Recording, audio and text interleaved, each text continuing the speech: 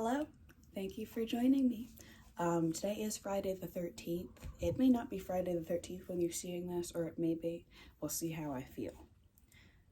Either way, welcome and thank you for joining me today for my list.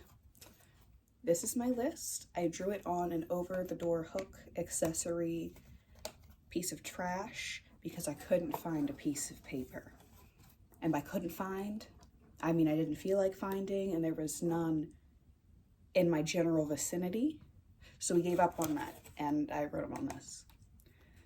This year, I have watched approximately, or at least I've logged a score for 11 horror movies. I know in this year, that is not a lot. Granted, I don't have a lot of streaming services. I missed a lot of drops, and I've just had kind of a hectic year. So bear with me. We're gonna go with what I have, which you may have already seen when I flashed it. It's okay, we're gonna pretend you didn't. Okay, we're gonna skip that. We're gonna pretend you didn't. So bear with me, once again, as I go through my list of the 11 movies that I have seen this year. And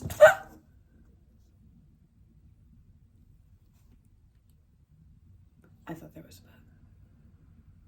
Ain't that a great start to the video? We're already getting scared.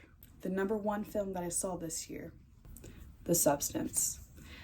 Initially, after seeing The Substance, I did give it a 4 out of 5 on Letterboxd. 4.5 out of 5, not 4 out of 5, 4.5 out of 5. I'm not quite sure why I docked it a point, half a point, but I am going to give that point back to it now. The Substance is a 5 out of 5 film, starring Demi Moore and Margaret Qualley, along with the likes of Dennis Quaid. This film is phenomenal. Phenomenal. There was no topping this movie, even though another film that is actually going to come next on the list did do more for me in terms of the kind of movies that I typically enjoy watching and rewatching. The Substance still grasped me so deeply with its concept, with its direction, with its color usage. It was beautiful. It was beautiful. It was horrifying. It was shocking.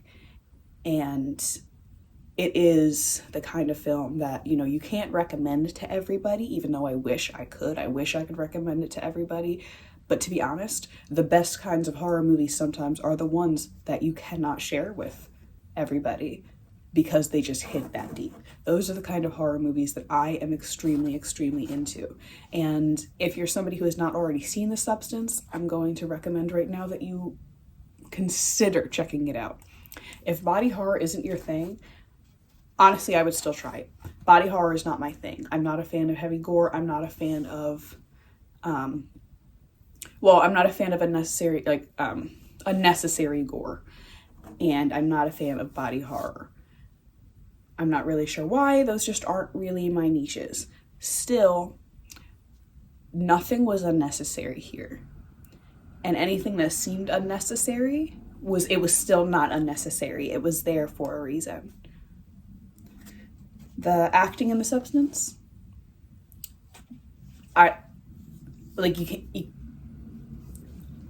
there's a reason why it's nominated for so many awards right now. It is a beautiful, beautiful film. Beautiful, terrifying. Number 2, Longlegs. Now, what y'all know about Longlegs? Okay, so Longlegs, I gave a 4, and I'm gonna keep it at a 4.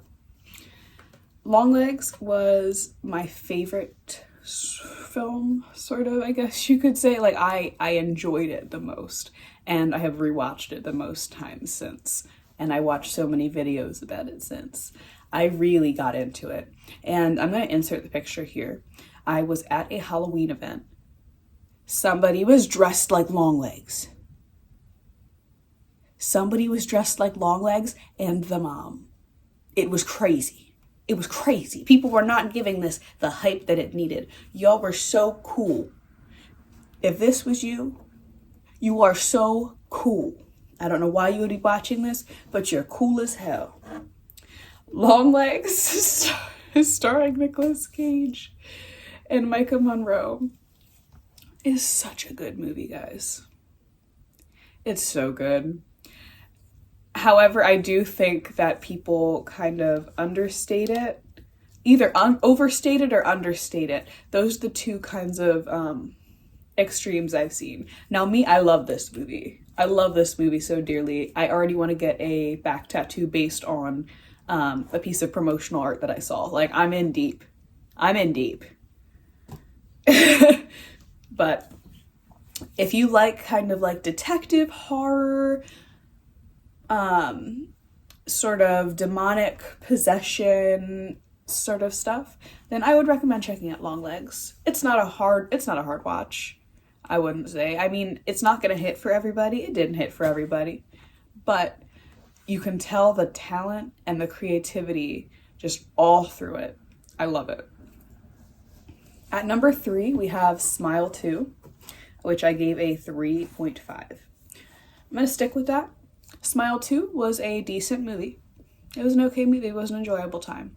I think that all of the actors did a really, really good job. I think not reinventing, but repurposing the trauma demon in this was fascinating.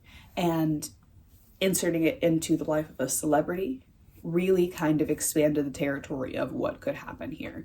And I always appreciate when a sequel is able to do that sort of thing successfully. And they do. And I have to give them props for that. Smile 1 was a really good movie. It was a really good movie, but I'm going to be honest, I liked Smile 2 more. I think having it in a situation like this was very effective. For number 4, we have Heretic, which I gave a 3.5 out of 5. Now, I did do a review for Heretic on this channel. I did enjoy it. I did enjoy it. I didn't really view it as a horror movie, to be quite honest, so maybe it isn't entirely fair for it to be here, but it is a horror movie, in a sense, you know. I mostly just found it sort of funny in a dark, twisted sort of way, which is my sense of humor, so I appreciated it. The performances, once again, in this movie were incredible, so a lot of all around. Plus, to know that the two actresses actually had a background with the Mormon faith was very interesting to learn. So there are a lot of layers here. There's a lot of monologuing in this movie. It isn't going to be for everybody, but I found it hilarious. So if you kind of find that you are open to conversations about religion and beliefs, and also have a little comedy thrown in there and maybe a little Creep by Radiohead, you can go ahead and check this one out. Number 5, I have In a Violent Nature, which I gave a 3. This movie was interesting. It was an interesting watch. It wasn't one that I would say everyone should try, because I don't think that a lot of people will like a movie that is paced this slow. And A Violent Nature kind of delves you into what the lives of the killers are like when they're not actually out there, you know, killing people, when they're on their way to do that, you know, what happens in between. And it is, you know, it is fascinating.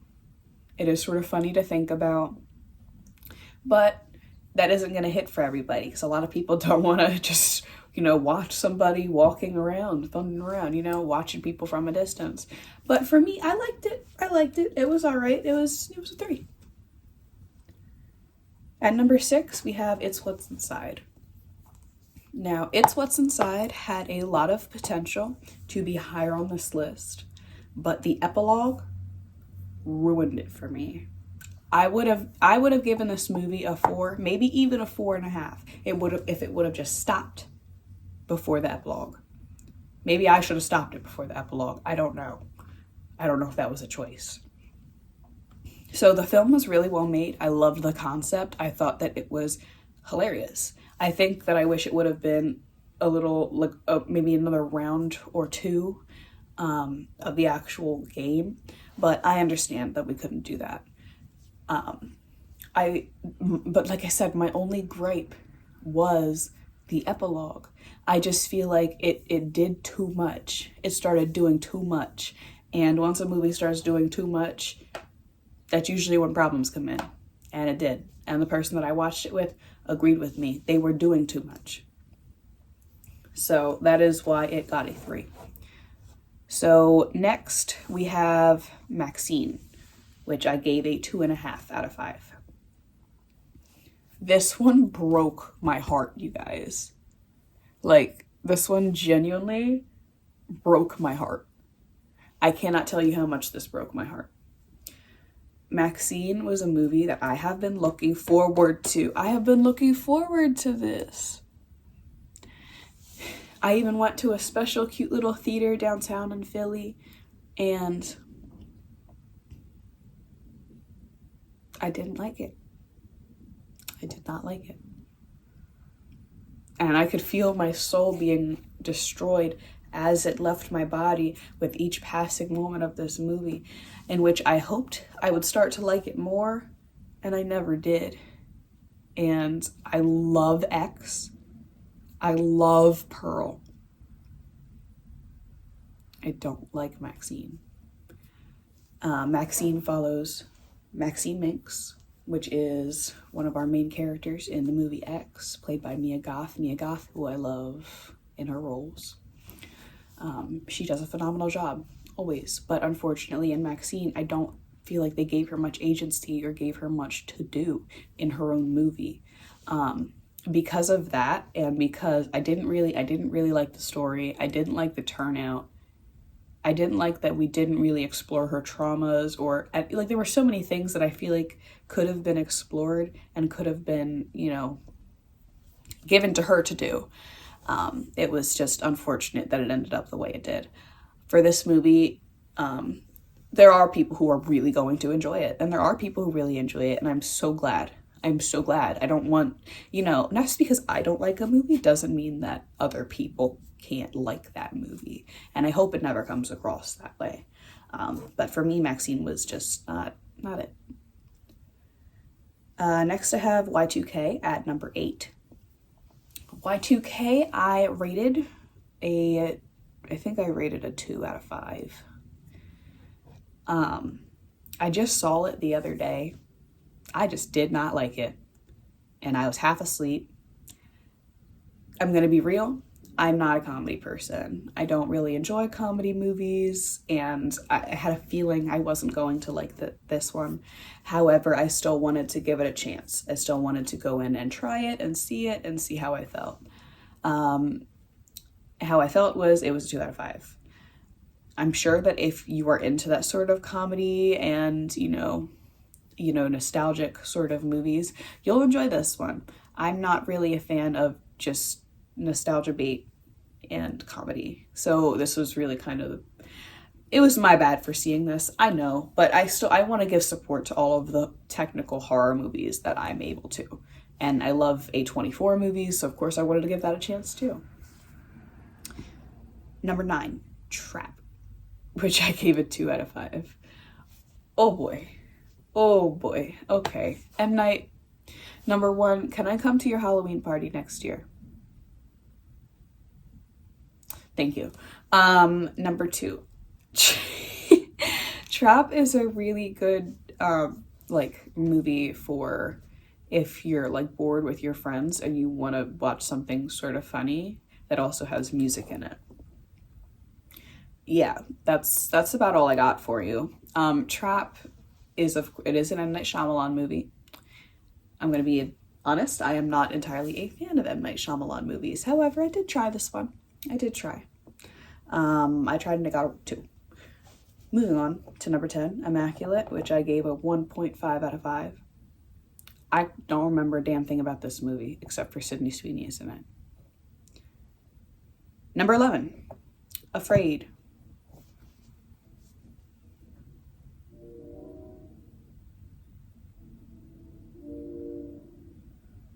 And that's all I have to say about that. Okay, thank you for watching. If I do watch any other horror movies before the end of this year, which I definitely will try to, I'll probably just make a small little add-on video and throw that up here as well. If not, then go check me out on my socials. I'm That Gross Girl on Instagram. That Gross Girl with 2 R's instead of an IR on TikTok. And yeah, that's about it. Please like, comment, and subscribe.